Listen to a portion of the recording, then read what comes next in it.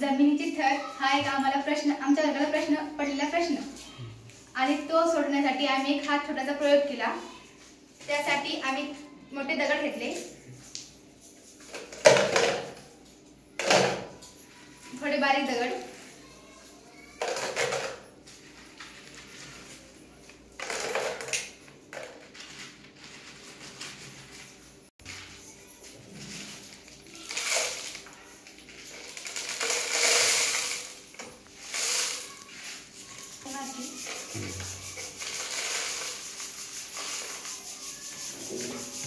थोडा पालापाचोळा,